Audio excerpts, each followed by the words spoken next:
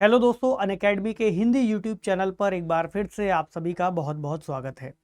एक चर्चा है नाम बदलने को लेकर के, जो कई सारे राज्यों के स्तर पर या उससे जुड़े हुए शहरों के स्तर पर आपने सुनी होगी। हाल ही में एक चर्चा केरल के अंतर्गत की जा रही है, जहां पर केरल का नाम बदलकर केरलम करने की बात कही गई है। और जो राज्य की विधानसभा है उसने इस पर मंजूरी दी है, या हम कहें जो पूरा क्षेत्र है वहाँ पर पूरे राज्य के जो दल हैं और विपक्षी दल हैं उन दोनों ने ही कहा है कि हाँ ठीक है, सर्वसम्मति से इस प्रस्ताव को पारित किया जाए। तो केरलम राज्य का नया आधिकारिक नाम हो सकता है और केरल विधानसभा ने इसका प्रस्ताव पारित कर दिया है। इस पर हम बात करेंगे। हम ये भी समझेंगे कि किसी विधानसभा द्वारा अगर ऐसा कोई प्रस्ताव पारित होता है तो उसकी क्या प्रक्रिया है, नाम कैसे बदला जाता है। इसके अलावा क्या नाम बदलने का प्रस्ताव मात्र दिए जाने से नाम बदलना तय हो जाता है?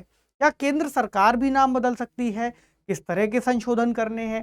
क्या सामान्य विधि बनाने जैसे जो प्रक्रिया है उसको अपना करके हम नाम को बदल सकते हैं, या फिर संविधान संशोधन की भी आवश्यकता पड़ती है? ऐसे बहुत सारे सवाल हो सकते हैं जो आपसे इंटरव्यू में, जो आपसे परीक्षा में लिखने के लिए या फिर विकल्पीय वाला गोला भरने के लिए पूछे जा सकते हैं। तो चलिए सेशन की शुरुआत करते हैं और जो खबर है उससे समझते हैं। तो केरल विधानसभा ने, मुख्यमंत्री है वहाँ के पिनराई विजयन, उनके नेतृत्व में इस प्रस्ताव को पारित किया है और वे ये चाहते हैं कि उनके राज्य का नाम जो अभी के समय केरल संविधान के अंतर्गत और सभी जो दस्तावेज है उनमें वर्णित है उसको बदल करके केरलम कर दिया जाए। तो केंद्र से उन्होंने कहा है कि संविधान और रिकॉर्ड में से जो राज्य का नाम है उसको बदल दिया जाए, ऐसा उन्होंने आग्रह किया है। अब ये आग्रह तो कर दिया है, लेकिन इसकी प्रक्रिया क्या होगी?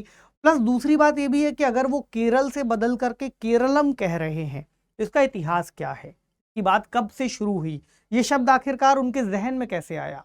तो इस प्रस्ताव को लेकर के जब हम बात समझें तो हमें पता चलेगा कि कैसे किसी राज्य के गठन के समय उसका जो नाम दिया गया था या उसके पहले किस तरह की बात चल रही थी।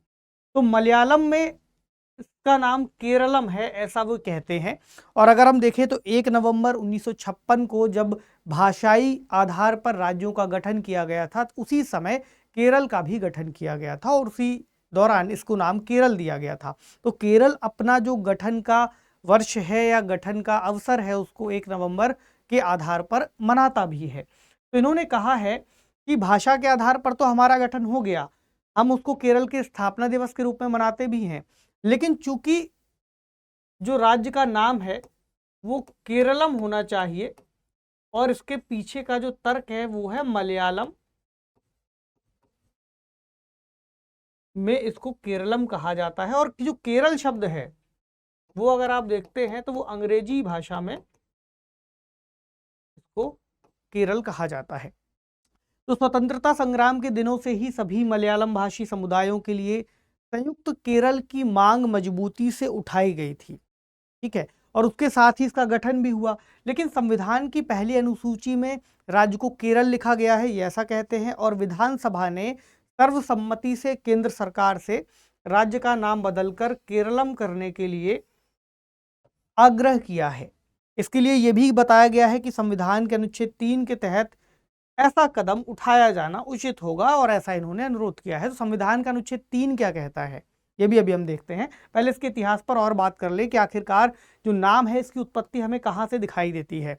भारत में अगर आप ऐतिहासिक मानचित्र पर जाते हैं तो उस समय आपको दिखाई देता है कि दक्षिण भारत में कुछ जो राज्य हैं, जैसे आज हम केरल कह रहे हैं, तमिलनाडु कह रहे हैं, आंध्र प्रदेश कह रहे हैं, वो जो क्षेत्र है वो पहले कुछ अन्य राज्यों या रियासतों के नाम पर जाना जाता था।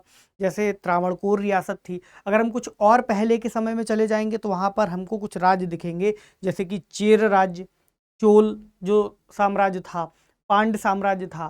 तो ये उस समय वहाँ पर नाम और जो उसका क्षेत्र है वो बदलता रहा है। सम्राट अशोक का जो पुराना शिलालेख है, शिलालेख 2, जो कि लगभग 257 ईसा पूर्व पुराना है, वहां पर केरल का जो राजा रहा है या जो केरल का शासक था उसको केरल पुत्र के नाम से संबोधित किया गया है, ठीक है।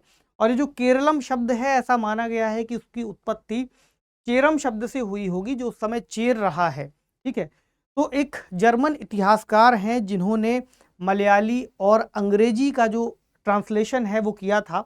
उनका नाम है हरमन गुंडर्ट। वो कहते हैं कि केरलम को जो शब्द है वो चेरम नाम से आया होगा, और ये जो क्षेत्र है गोकर्णम और कन्याकुमारी के बीच का एक क्षेत्र रहा है जिसको इस नाम से बुलाया जाता था। वहाँ के जो लोग हैं उनकी आपसी इतिहास, उनकी संस्कृति एक सी रही होगी।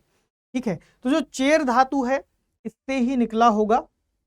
फिर केरल, चेर का अर्थ होता है संयुक्त होना या यूनाइट होना, इससे ही फिर इस नाम की उत्पत्ति आई होगी। ये पुराना मानचित्र है जहां पर आपको दिख जाएगा कि वो कौन सा क्षेत्र है जो उस समय तक चर्चा में रहा है, और आज उसे हम लगभग केरल के नाम से जानते हैं। ये चेर किंगडम है जो कि 5 सेंचुरी BCE का यहाँ पर दर्शाया गया है। ठीक है, चलिए, तो आधुनिक समय में जिस राज्य को हम केरल के नाम से जान रहे हैं उसकी मांग कहाँ से आई? तो मलयालम भाषी लोगों का 1920 के दशक तक ही अलग अलग, चूंकि वहां पर क्षेत्र में अलग अलग रियासतें रही हैं, अलग अलग शासक आए हैं, वो वहां पर शासन करते रहे हैं। लेकिन उसके बाद कई तरह के आंदोलन हुए। जैसे एक आंदोलन का नाम है एक केरल आंदोलन। तो एक केरल आंदोलन का मतलब है कि केरल को एक किया जाना। केरल के जो लोग हैं, या हम कहें केरल नाम में जो लोग शामिल होने वाले हैं, जो मलयाली भाषा से जुड़े हुए हैं, उनकी संस्कृति एक है, खान पान एक रही है, परंपरा एक रही है, इतिहास एक रहा है, वो एक से रिचुअल्स फॉलो करते हैं। ठीक है, तो जो क्षेत्र है कोच्चि और त्रावणकोर, उसको एकीकृत करते हुए एक अलग राज्य बना दिया जाए। ठीक है, और उनकी साझा संस्कृति, इतिहास और इन चीजों को देखते हुए 1947 के बाद अगर हम इस राज्य को देखें तो त्रावणकोर और कोच्चि को एकीकृत किया गया था 1 जुलाई 1949 को, और एक नाम आया था त्रावणकोर कोचीन के नाम से। ठीक है, ये राज्य बना। उसके बाद राज्य पुनर्गठन आयोग ने केरल के निर्माण की सिफारिश की थी, और फिर 1 नवंबर 1956 को हमें वर्तमान केरल का गठन दिखाई देता है। और इसमें जो शामिल किया गया, मालाबार जिला और कासरगोड तालुक को शामिल करने की बात कही गई थी। कुछ ऐसे क्षेत्र थे जो उन्होंने कहा था कि इसमें शामिल नहीं किए जाने चाहिए, जैसे कुछ दक्षिणी तालुक थे और शेन्नकोट्टई के कुछ हिस्से थे जो बाद में तमिलनाडु में शामिल कर दिए गए थे। तो 1 नवंबर 1956 को आधिकारिक तौर पर केरल का गठन हो गया था। और केरल, जैसा कि अभी हमने चर्चा कर ली, मलयालम में इसको केरलम कहते हैं और अंग्रेजी भाषा में इसको केरल के नाम से जानते हैं, और वही उनकी मांग है कि इसका नाम भी केरलम कर दिया जाए। आप समझते हैं कि भारत में अगर किसी राज्य का नाम बदलना है तो उसकी प्रक्रिया क्या है? क्या केवल कह देने भर से या ऐसा कोई प्रस्ताव पारित कर देने से उसका नाम बदल जाएगा? तो पहला है संसद या राज्य विधानमंडल नाम के परिवर्तन को लेकर के प्रक्रिया शुरू करें। यानी दो तरह से हो सकती है, एक है केंद्र सरकार चाहे तो नाम बदलने को लेकर के कोई प्रक्रिया शुरू कर दे, दूसरा ये हो सकता है कि उस राज्य विशेष की तरफ से ऐसी कोई मांग रखी जाए। शहरों का नाम परिवर्तन तो बहुत आसान है, राज्य खुद से ही नाम को परिवर्तित कर सकते हैं, उनके प्रशासनिक अधिकार में है। लेकिन अगर ऐसा कोई नाम बदलना है, मान लीजिए राज्य का नाम बदलना है, राज्य की सीमा बदलनी है, दो राज्यों के कुछ हिस्सों को लेकर के कोई नया राज्य गठित करना है, कोई भी अल्ट्रेशन करना है, तो फिर वो केंद्र सरकार के हाथ में आता है। और अनुच्छेद 3 इस पर बात करता है। तो राज्यों के क्षेत्रों को पुनर्गठित करने और उनकी सीमाओं को परिवर्तित करने की शक्ति देता है। तो अनुच्छेद 3 क्या कहता है इसको देख लें। ये संविधान का ही मूल टेक्स्ट है। नए राज्यों का निर्माण और वर्तमान राज्यों के क्षेत्रों, सीमाओं या नामों में परिवर्तन। तो संसद ऐसा कैसे करेगी? संसद विधि द्वारा, इसके द्वारा, विधि द्वारा, यानी एक कानून बना करके क्या क्या कर सकती है, का से अंगा तक लिखा हुआ है। किसी राज्य में उसका राज्य क्षेत्र अलग करके, अथवा कोई दो या दो से ज्यादा राज्यों को या राज्यों के भागों को मिलाकर, या किसी राज्य क्षेत्र को किसी दूसरे राज्य के भाग के साथ मिलाकर के नए राज्य का निर्माण कर सकेगी, ऐसा लिख दिया गया है। बेसिक सा समझे, सीधा सीधा लिखा है। किसी राज्य का क्षेत्र बढ़ा सकेगी, क्षेत्र घटा सकेगी, सीमाओं में परिवर्तन कर सकेगी, राज्य के नाम में परिवर्तन कर सकेगी। और अभी के समय वाली मांग है वो कौन सी है? ये है अनुच्छेद 3 अंगा, किसी राज्य के नाम में परिवर्तन कर सकेगी। हालांकि इसमें यह बात जरूर है कि ऐसे किसी परिवर्तन के लिए राष्ट्रपति की सहमति आवश्यक होगी, और राष्ट्रपति सहमति के साथ साथ उस राज्य के लोगों को भी जोड़ करके देखेगा, और उनसे एक तय समय के भीतर ये मांग की जाएगी कि वो फिर इस पर अपनी राय बता दें। ठीक है, इसके अलावा राज्य पुनर्गठन अधिनियम 1956 भी इससे जुड़ा हुआ है। तो अगर संसद के माध्यम से किसी नाम में परिवर्तन होना है और उसकी शुरुआत की जानी है तो इस पर क्या नियम है? पहला तो यह है कि संसदीय अनुमोदन की आवश्यकता होगी संविधान के अनुच्छेद 3 और 4 के तहत, और जो विधेयक है उसका परिचय देने के लिए राष्ट्रपति की अनुशंसा जरूरी होगी। उसके बाद ही विधेयक पूरा स्थापित किया जा सकेगा सदन के पटल पर। ठीक है, तो राज्य विधानसभा का जो परामर्श है वो भी लिया जाएगा, क्योंकि विधानसभा का विचार राष्ट्रपति पर या संसद पर बाध्यकारी नहीं होगा, मतलब केवल उनसे राय ली जाएगी, क्योंकि इससे सीधे तौर पर वह क्षेत्र प्रभावित होने वाला है। लेकिन उनकी राय इतनी महत्वपूर्ण नहीं है, अगर वो मना करते हैं या ऐसी कोई बात कहते हैं तो उनकी जो बात है बाध्यकारी नहीं है। याद रखिएगा कि अगर वो मना कर भी देते हैं उसके बावजूद राष्ट्रपति या संसद ऐसा कोई निर्णय ले सकती है। तो संसद में विचार विमर्श होगा, कानून बनने के लिए इसे साधारण बहुमत की आवश्यकता पड़ेगी। ठीक है, ये जो कीवर्ड है ना बहुत इंपॉर्टेंट है, साधारण बहुमत, विशेष बहुमत या संविधान संशोधन। अभी के लिए क्या है, साधारण बहुमत की आवश्यकता है। राष्ट्रपति अनुमोदन करेंगे और राष्ट्रपति के अनुमोदन के बाद राज्य का जो नाम परिवर्तन है वो आधिकारिक हो जाएगा और दस्तावेजों में भी फिर उसको परिवर्तित कर दिया जाएगा। दूसरा है कि राज्य के माध्यम से इसको शुरू किया जाए, राज्य ऐसी कोई अनुशंसा करे या राज्य ऐसी कोई डिमांड करे, जैसा कि केरल के केस में अभी दिखाई दे रहा है। तो राज्यों का जो प्रस्ताव होगा राज्य गृह मंत्रालय को नाम परिवर्तित करने के लिए दे सकता है, यानी कि होम मिनिस्ट्री केंद्र सरकार के अंतर्गत। ठीक है, तो केंद्रीय मंत्रिमंडल का इसमें नोट लगेगा। गृह मंत्रालय जो है केंद्रीय मंत्रिमंडल के लिए एक नोट तैयार करेगा जिसमें संविधान की अनुसूची 1 में संशोधन का सुझाव दिया गया होगा। उसके आगे की प्रक्रिया फिर संविधान संशोधन जो विधेयक है वो लाया जाएगा, क्योंकि संविधान संशोधन विधेयक अनुमोदन के लिए संसद में पेश किया जाएगा। इसके बाद इस विधेयक को संसद में साधारण बहुमत के जरिए अनुमोदित कर दिया जाएगा, क्योंकि नाम में परिवर्तन है और फिर वो भी आगे शामिल किया जाना है। तो इसके बाद भी राष्ट्रपति की सहमति आवश्यक होगी। संसद के अनुमोदन के बाद राष्ट्रपति इस पर सहमति देते हैं तो ये कानून प्रभावी हो जाएगा।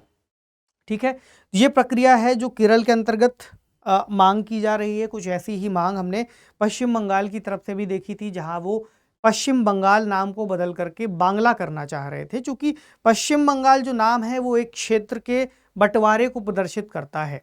वो बेसिकली अविभाज्य भारत की बात थी, जब पूर्वी बंगाल और पश्चिम बंगाल के नाम से बंगाल के क्षेत्र का विभाजन किया गया था। आप कमेंट सेक्शन में लिख सकते हैं कि बंगाल विभाजन कब हुआ था और किस गवर्नर जनरल के अंतर्गत इसको किया गया था, और वो नाम तब से अभी तक चला आ रहा है। मतलब जो पूर्वी बंगाल था वो आज के समय बांग्लादेश बन चुका है, लेकिन जो पश्चिम बंगाल है वो आज भी पश्चिम बंगाल के नाम से है।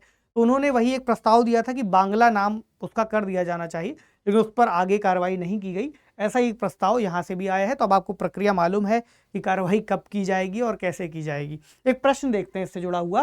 भारत की संसद किसी राज्य के क्षेत्र को अलग करके या किसी क्षेत्र को किसी राज्य के किसी भाग में सम्मिलित करके एक नए राज्य का सृजन कर सकती है। इस संबंध में निम्नलिखित में से कौन सी प्रक्रिया सही है? पहला है साधारण बहुमत से और सामान्य विधायी प्रक्रिया द्वारा। दूसरा है राष्ट्रपति की सिफारिश पर, जिन्हें आमतौर पर विधेयक को उन राज्यों की विधायिका के पास भेजना होता है और जो विधेयक में प्रस्तावित परिवर्तनों से प्रभावित होने वाले हैं वही लोग। तीसरा है प्रधानमंत्री द्वारा राष्ट्रपति को दी गई सलाह पर।